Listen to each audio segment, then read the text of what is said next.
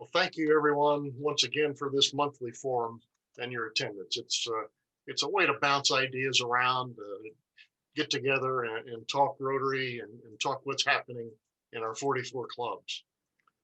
I do want you to, I've got a few items that I'm going to repeat from last month, but we do have the district conference we're working on, which will be a virtual conference on April 17th in conjunction with the Southern District 6580.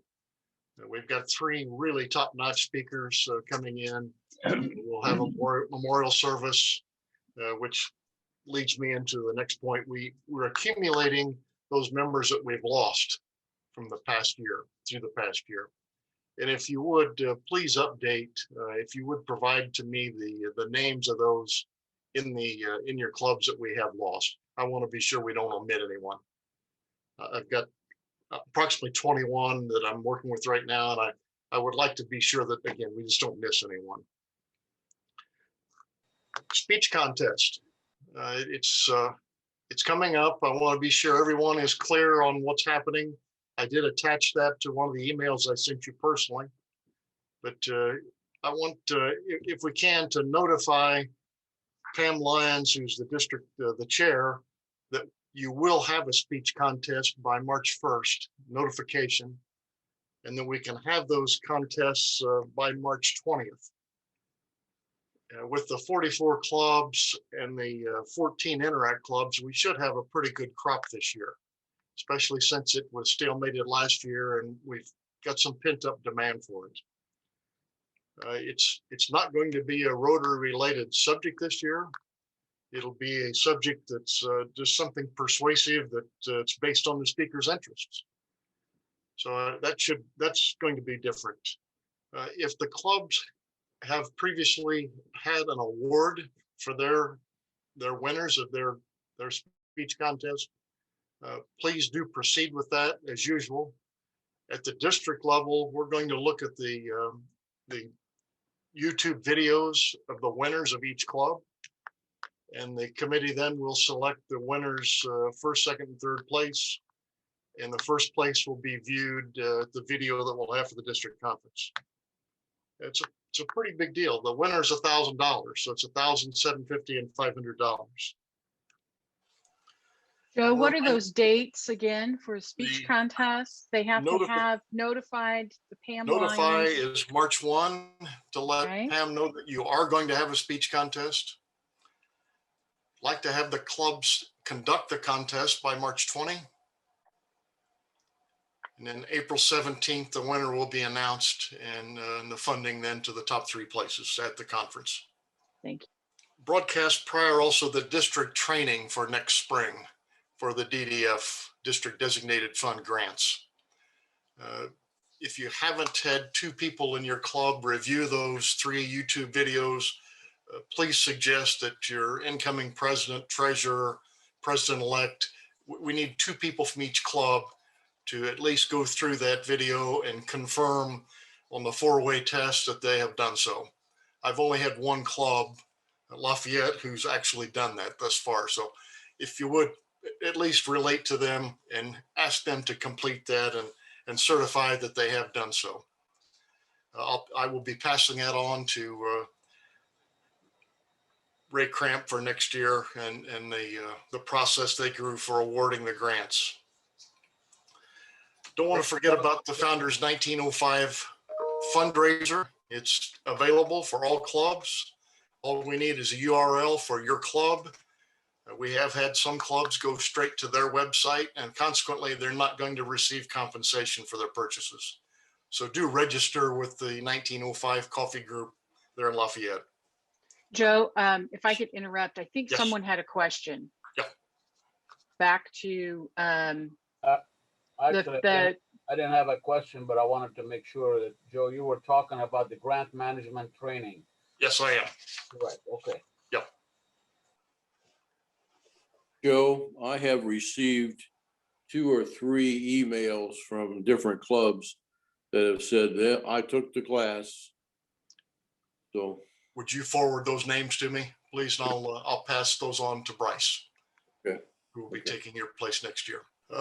We might talk a little about the new club model and the Lafayette Sunrise club has a project they're doing. David, you want to bring us up to speed? They're going full. Are you talking about the satellite club? Yes. Yeah, the satellite club has it's certainly over 10 members now, maybe 12, and somewhere in the teens. They just finished what is it? Oh, actually, it was tonight. I think they had a service project. They met a few weeks ago via Zoom. So their model is one Zoom meeting per month before in-person starts again, and one, if not more, service projects, or at least socials, events, socially distant, but in some fashion where they can actually get together. I've had at least 2 requests of, hey, I heard about this, and these are members of Daybreak that are no longer Rotarians that are interested in this model because of 2 things. One, there is no set meeting place or time other than how they decide to do it themselves. And 2, they like the idea of service. And there are probably 3, I think, at least former Daybreakers in this club, and maybe 4 or 5 yet to happen. To my knowledge, there isn't anyone who left the club to go to this satellite club, which I think is very good. In that point, it's not robbing your club of members, but additionally saying, hey, these are Rotarians that just can't do your traditional model. Can we get them to participate in Rotary? And I think this is working. I'm on that email list now so that I know what they're doing and when they're doing it. And that's very helpful because I could pass that along to whoever wants to know about it, and the people that are in charge would be happy to explain it to you as well because they're actually doing it. So like Jeff, who has a couple of clubs that are up and running, this the Daybreak offshoot called the Lafayette Satellite Club seems to be working, and they are participating and making a difference in this community, and we are thrilled. Back to you. Jeff, you might tell us about the other satellite clubs and where we are at this point, just to kind of clue everybody in. Well, really, the new Lafayette Satellite Club they've been around about a month, I think, David, maybe 2 months by now. Time flies. Yeah, 2 months. Prior to that, though, the Indian Northeast Club, I think, has been around since April of last year. So they'll be a year in April.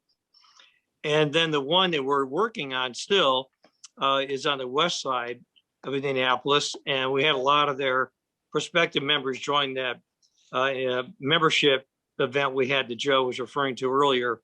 And so I think that's going to happen too. We haven't had an official organizational meeting with them yet via Zoom, but I think we will soon. And then we're also, we've talked to a number of clubs, Westfield, Carmel, Greenfield, Lebanon. They're all taking a look at it. Yeah. That's a great model. It seems to be working to fill the void. Mm-hmm. Great. Anyone have any questions on these new models? And John, you've been through it. You're now certified as a new charter club, and they're having a celebration on Saturday for the community. It's a community-wide celebration. So I appreciate the community and the club. They're on Southeast International, or Southport International, pardon me.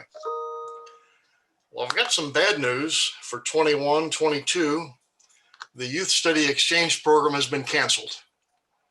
Not surprising, but it has now been formally canceled as of last week with their board meeting.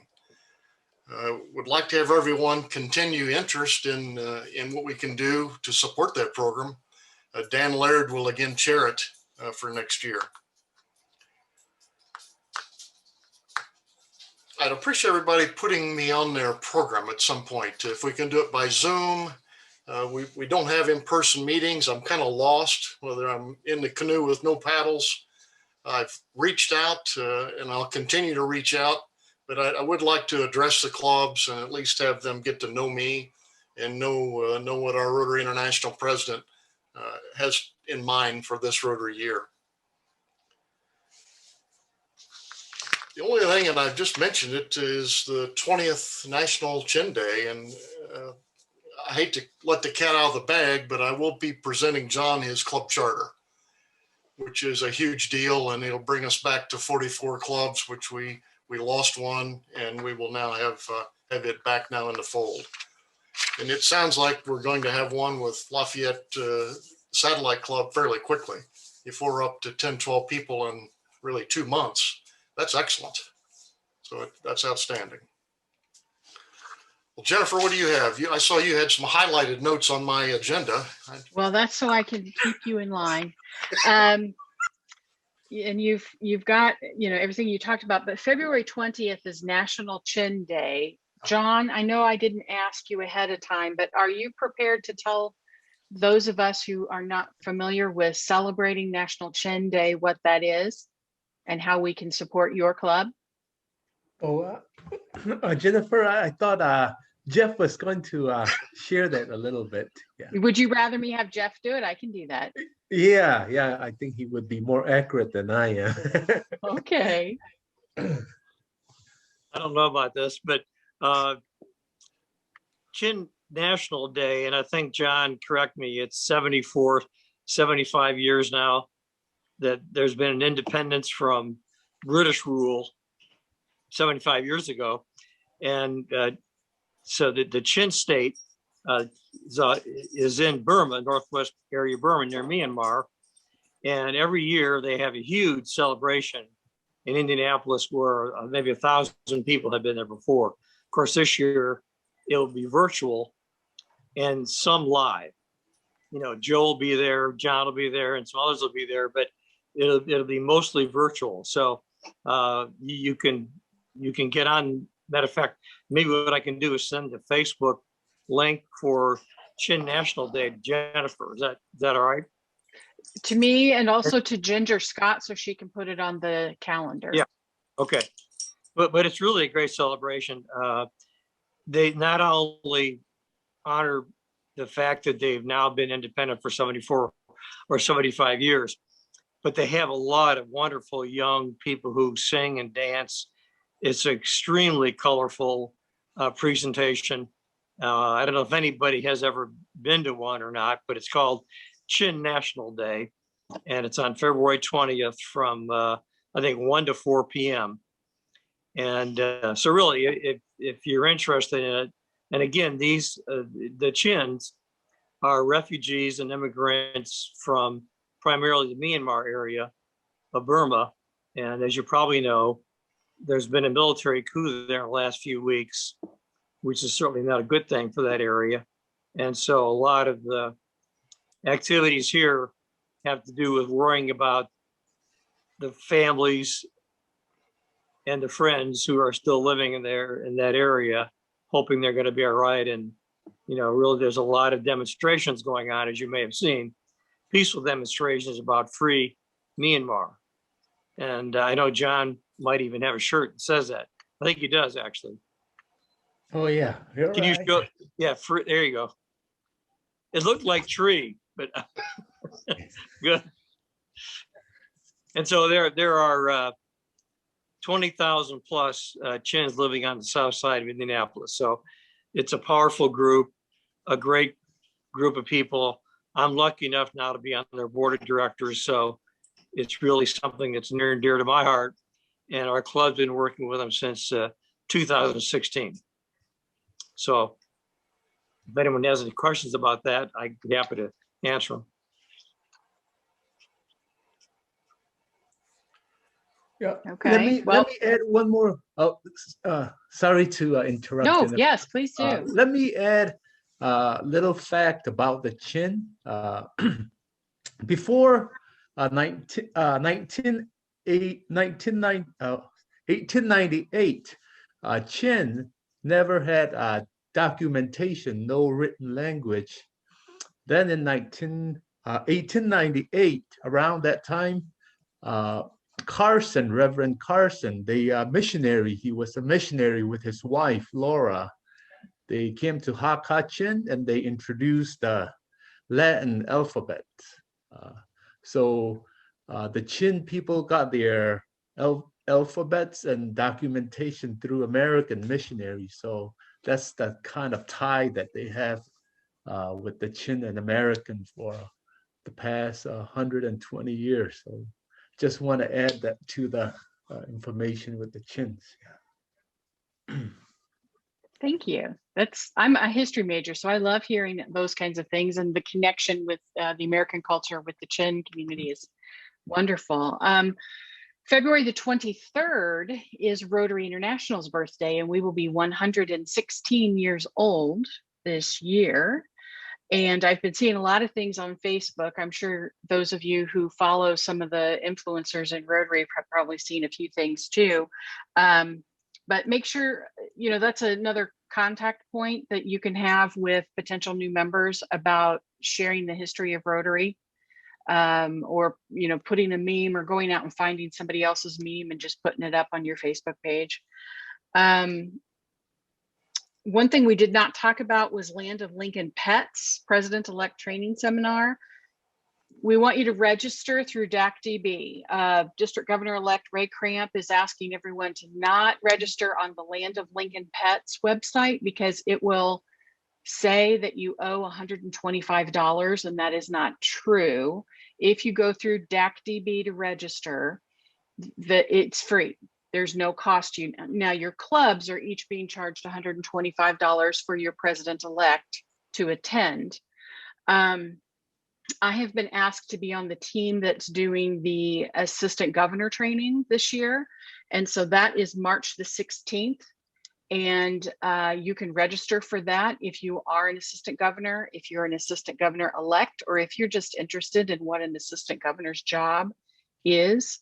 You might as well take advantage of some free training and opportunity to connect with other leaders in, I think there's 4 districts that do the Land of Lincoln Pets, but it will be multiple nights, and March the 16th is the first night for assistant governors, and then there's multiple nights through there. If you want more information, your club president-elect should have been receiving lots of emails from the Land of Lincoln Pets folks. If you don't know anything about it, you want to know more about it, contact me, contact District Governor-elect Ray Cramp. He's also on that team, and we'll get the information to you. You can also go to DACDB and just register and find the information there on the calendar. And then something else I had on my list is recognizing non-Rotarians in your club. Has your club in the past recognized a non-Rotarian as either awarding them a Paul Harris Fellow or giving them the what is the award that you can give? Service to Humanity? Is that the one for non-Rotarians? Max, I saw your hand up. What has your club done? Wait, I think you're muted. There we go. There we go. We have an annual auction, and we always have an auctioneer. And typically, they're not a Rotarian. In the past, we have put them, made them a Paul Harris Fellow. Once they've done a few years for us. And so every time you give to the foundation, either to Polio Plus, annual fund, or a specially designated global grant, the Rotary Foundation in Evanston will award you a point. And so sometimes when we're in that matching points campaign, people get confused with points for matching this and that sort of thing. But every Rotarian, for every dollar you give, if it's in one of those 3 categories, the foundation will give you a point. And those are the points that the district governor or the annual fund chair comes to ask our major donors if they would donate some of their points so that we can do a district match. But your club and your club members are all receiving those points for their giving. And those are the points that you can use to award a Paul Harris Fellow, which is $1,000, to a non-Rotarian. I've been to the Carmel Club where they've done it for a first responder, I think. Salim, are you still on? Yeah, I think what we call it the ROSA Award, Rotary Outstanding Service Award, to a non-Rotarian in our community. Mm-hmm. And so when we Harris Fellowship. And so when we do things like that, and then we make sure that we're letting local news sources know about these things, especially now during this pandemic, it's going to cause people to wonder, well, what is Rotary? How can I find out more? So any of those opportunities that we get, to tell people about Rotary will help us to grow Rotary, and help us find people who put service above self. Rosa, yeah, okay. I'm reading some of the chats. The Vocational Service Award is also another one you can give. Ryan, would you mind? Ryan Henry was the one who suggested that one. Can you tell us about the Vocational Service Award? Yeah, so the Vocational Service Award is something that our club usually does when we do our change of officers ceremony at the end of June or beginning of July, so that during the swearing in of our next year's officers. But members of our club are asked to choose someone outside of our club's membership to recognize them for something they're doing in the community that falls into Rotary's areas of focus. So that's kind of the limitations of it. If it's anything that falls into those areas, it's a fair go. And then we invite them to our installation event and recognize them, give them a picture, all that good stuff. Mm-hmm. Thank you. I was on an email thread about a special guest speaker who was actually at today's Lafayette Club meeting. Rhonda, would you mind telling us who your special guest speaker was today? Oh, you had to ask me the name. Oh, okay. Tell me his connection with Purdue University and how people probably know him without knowing his name. Okay, I found it. Thawnghmung, Hemmig, and he's from Rockville, Maryland, but he's a Purdue grad and he's been working for C-SPAN for about 21 years.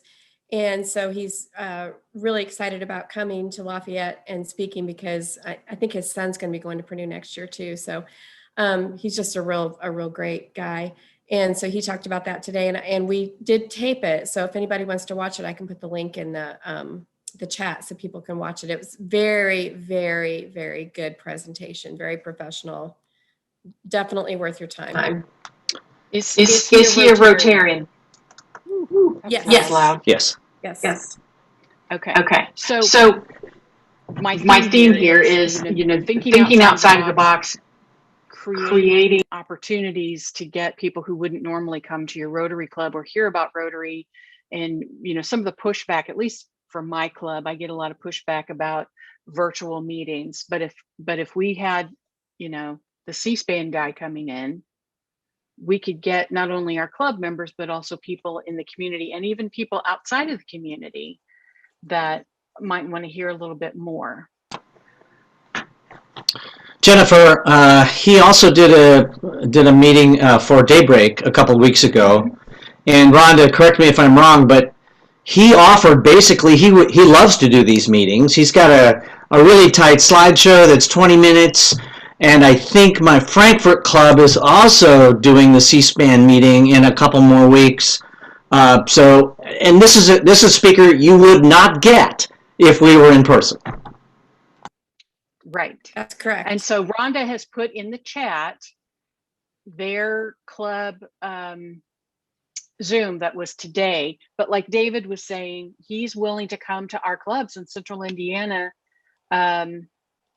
and do the same talk for our clubs. So David, should they contact you for how to get in touch with him? Yeah, I probably have his contact information. Again, Rhonda would have the contact information as well. I think Carol Price at the Frankfurt Club also has that contact. We just, I can pass it along to you and maybe you could send it out. Nice guy and a very tight program. You'd love it. Okay. All right. So that's one of the purposes of these President's Forums is to share resources. And by resources, I mean speakers or anything else, fundraisers. And like Joe was saying earlier about the Founders 1905 coffee, it's important that you partner with the Lafayette Rotary Club. Rhonda Overman is the president-elect, so that your club can have a unique website address, or as the kids say, a URL, a unique one that's tied to your club. That way your club is receiving those referral fees. Otherwise, it all goes to the Lafayette Club, and that's fine because they're the ones that put all of the, resources behind doing this. But if you want your club to receive it, you need to get in contact with Rhonda so that your club has its own website and that you're constantly promoting that. And if you notice emails that you receive from me, they all have the Crawfordsville Club coffee fundraiser link on there. So if you click it, you're helping my club. So click that link. Jennifer, if I may, Gary Sexton is on the Zoom as well. Gary is in charge of our programs. I think he would be interested in getting that information and lining him up for one of our Zoom meetings. Gary? Thank you, Salim. Yes, I took a screenshot of the URL, and also I have an email from Cindy Davis on that right now. Okay, so the screenshot or the URL that Rhonda Overman has just posted will show you what happened today in their club. But if you would like for him to come speak to Carmel, he'll come do that. And so we'll get that information to you. Yes, he already reached out to Cindy Davis in our club, and she forwarded me his Fabulous. voicemail. So I have his contact information, and I look forward to seeing his presentation as well. Okay, wonderful. And those are the things, like if you put it in the DAC-DB calendar, then other clubs can come in and participate as well. So I want to encourage that. What else, Joe, did we talk about that maybe we're forgetting? I think the big one in the planning stage right now is the virtual district conference. And that's one that's going to take the next 6-7 weeks to put together. But I do want people to put down April 17th. It will be an excellent program. Again, some speakers like we're talking about that are excellent speakers. Jeff and I heard one of them with Indianapolis Northeast 3 weeks ago. The only other plug I might make, and it's something if we post the Indianapolis Club on Rotary's birthday on the 23rd, the Mayor of Indianapolis will be their speaker. It will be nice to hear what he's got in mind for the metropolitan area. Okay. With that, every year we do the district conference. There's always that memorial that shows the photo of someone who's passed away. And Joe's already talked about this, but something that I noticed when one of my club Rotarians passed away, his photo was there, but underneath him, there wasn't anything written as far as he was a Paul Harris Fellow. He was a major donor. He was a, blah, blah, blah. There were a lot of things, accolades that he had received, but there was nothing under his name. And the reason for that is that the information that the team who puts that memorial slideshow together, they take it off of what's on DAC-DB. And DAC-DB does not take the information from Rotary International and put that there. On DAC-DB, there's a place, a tab, I'll have to think about what it's called right now, but it's where you put your members. And if you're the secretary or the president or really any club officer, you can make sure that your club members have a photo. That's important. It's hard to do a memorial slide if there's no photo there. But if they were a sustaining member, if they were a participant in every Rotarian every year, if they were a Paul Harris Fellow, those kinds of things have to be manually keyed in. They don't automatically populate. And so if you know of individuals in your club who have passed away recently, you might ask your club secretary or maybe have a committee together to make sure the information that's there is accurate. Is anybody on DAC-DB right now that can look real quick and tell me what that tab is that I'm referring to where you put all that information? For some reason, my computer is just looking at me like it's not going anywhere. So in DAC-DB, somewhere in the like the tabs across the top, you have like the person's name, their spouse's name, those little tabs across the top One of them has to do with their participation in Rotary, and that's where you can add all of that information. You can put down if they were a graduate of RLI.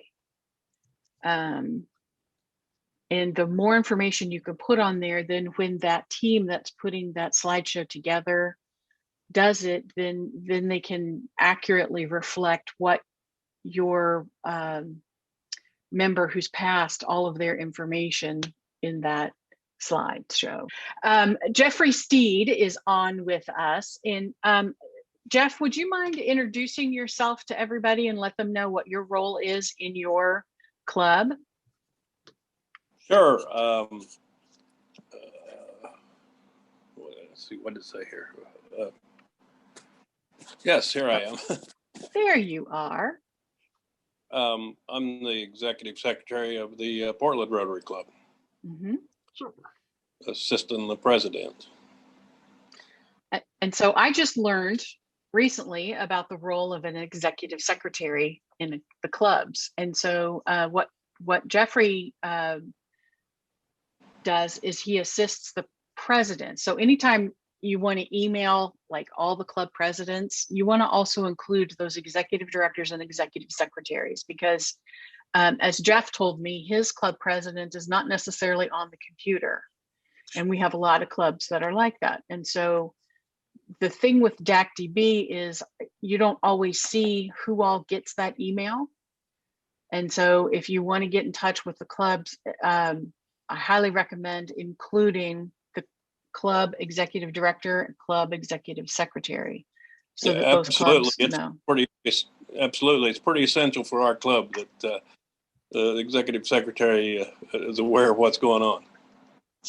Jennifer, I do have a question for you. Perhaps you might be able to help me with, and Steve Leonard might be able to help me as well. I got a call from the Winchester Club, and they're putting together a global grant. And they went into the module to put the information about the global grant.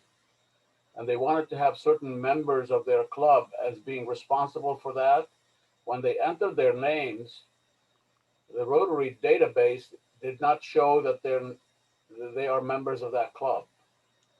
So their database, Rotary's database, is different than DACDB apparently, because he could not find the names of these two people he wanted to put on that grant in the RI database. So he called me to ask, what do I do now? I said, call that helpline. Yeah, I gave him the telephone for the helpline, but do you know why for some reason DACDB is not syncing, and it should be syncing up with membership up there. That's what I thought. So I don't know why the two are not compatible. I can take a look and see if it's just as simple as doing a manual RI compare feature on DACDB, and that it just needs a little help getting pushed up to RI. People don't know. Right. People don't know about that. I just asked the question in case you have run into that before, and whether there was something else that the club can do. I can look into that. Who at Winchester should I call back? Marty? Yes. Yes. Okay. I gave him the helpline, and he was going to call them and find out. So I don't know whether he has an answer to that question or not yet. Okay, that's a good question. Do they utilize DACDB much? Do a club compare, member compare, officer compare? Probably not.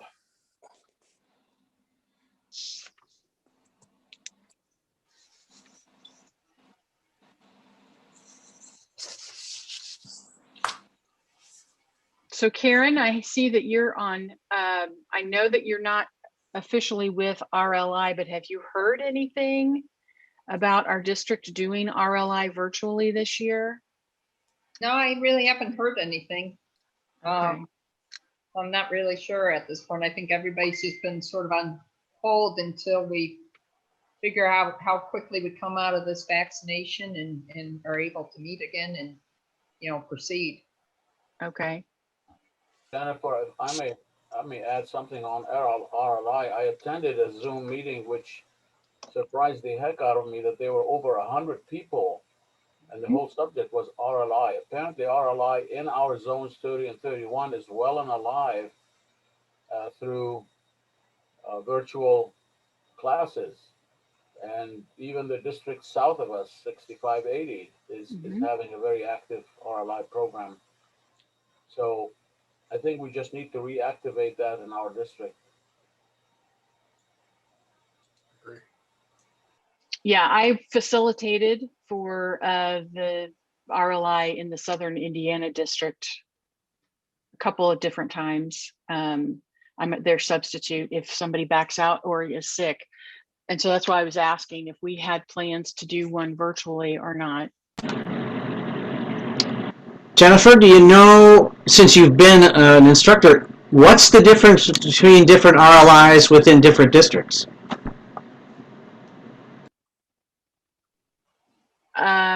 RLI is Rotary Leadership Institute, and from what I understand, the curriculum is the same across the board based on whether you're in year 1, year 2, or year 3. And it takes 3 complete sessions in order to be a graduate of RLI. And so that's why I can zoom in to other districts to help facilitate if someone calls in sick, because they just say, hey, we're doing this lesson. Can you be ready? And I have a binder of all the classes that are, because really what you're doing is facilitating the conversation. You're not didactically teaching.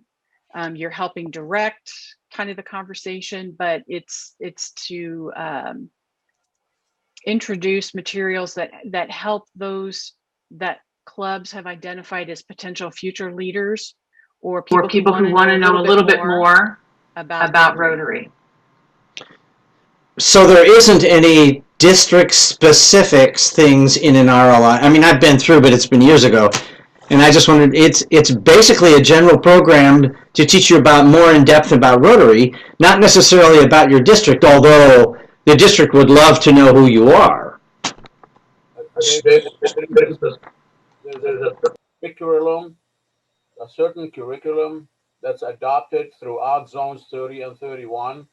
And it's essentially the same material that's given from one district to another, with maybe very slight variations in how the material is presented.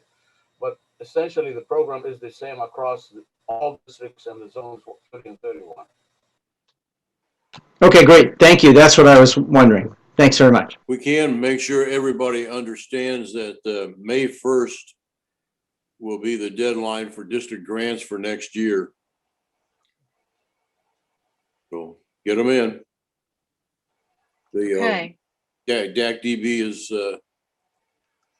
ready to accept the district grant next year. And please read the overview, the top left entry on the left-hand side of the screen. It says grant overview. Everybody needs to read that and slowly and understand it. It'll save you a lot of effort. I think Steve means read it and reread it several times. And please be qualified.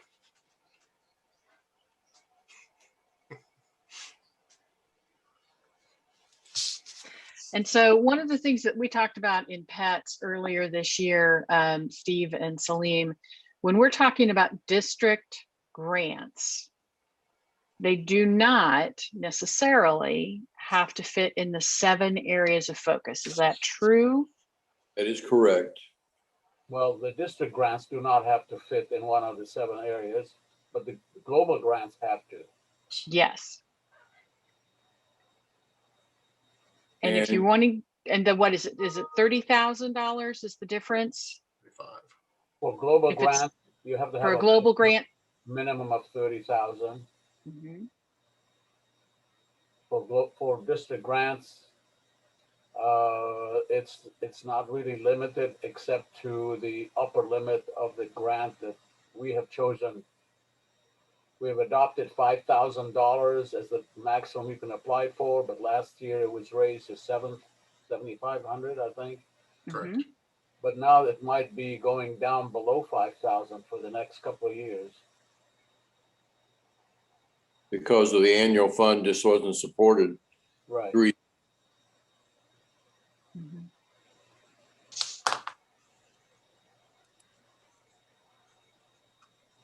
So that's why support for the annual fund is so important, because that's how we fund our grants. But there still will be money out there. Make sure you get your grants in. You can do more than one grant application. And like Steve said, the deadline is May 1st, and you do it on DACDB. You don't have to do it through paper like we did in years past. And even the MOU, which is the Memo of Understanding, is that right? Random. Memorandum of Understanding that has to be signed by your club president and your president-elect is all electronic. So by doing it electronically, we are fulfilling that brand new 7th area of focus, protecting our environment. Let me add one more thing, Jennifer, on Yeah. global grants. We have gotten used in the past to know that the foundation matches the district designated funds 100%. However, starting July 1st of 2021, that amount will go down from 100% match to an 80% match. Mhm. So if any of the clubs are planning on putting together a global grant, this is a good time to do it before the end of this Rotary year, because you get the maximum maximum World Fund match before July 1st for the new limit goes into effect. Salim, does it look like the Winchester Club will make it under that deadline? I think they are planning on doing that. That's what they had told me. And the Winchester Club is also recruiting a couple of other clubs to go with them. Altogether, they need $16,667 to make this grant work. And I told them that if that's the only amount they're asking for, we should be able to match it. We have enough funds left to match it with DDF. And then, of course, the foundation will match the DDF at 100%. But we're getting toward the end of our DDF for this year as well. There's maybe $20,000 left that has not been earmarked for global grants. So if you have any global grant in mind to do before the end of this Rotary year, I think it might be a good idea to get it moving. Does that include the Polio Plus Fund, 20%? This is with the Polio Plus being fully funded. Great, thank you. So we have on the calendar our next president's forum is going to be during Land of Lincoln Pets. And so we can either cancel or we can move it to a different time. So rather than ask everybody on my email distribution list, I'm going to ask those of you that are present. Are you guys okay with us canceling March's President's Forum so that I'm giving you an opportunity to be a part of Land of Lincoln Pets? It's really because I'm going to be teaching that night and I can't be 2 places at once. I'm seeing a lot of heads going, yes. I think there's a lot going on, so I would vote for canceling. Okay. I'd vote for cancel. All right. I got several thumbs up, so that's what we'll do. Officially concluded, and if you want to stay and chat, you're more than welcome to. I'll leave it up as long as everybody's on. Bye, Max. Thank you, everyone. Bye-bye. Okay, thanks. Appreciate it. Bye, Bye. everybody. Thank you.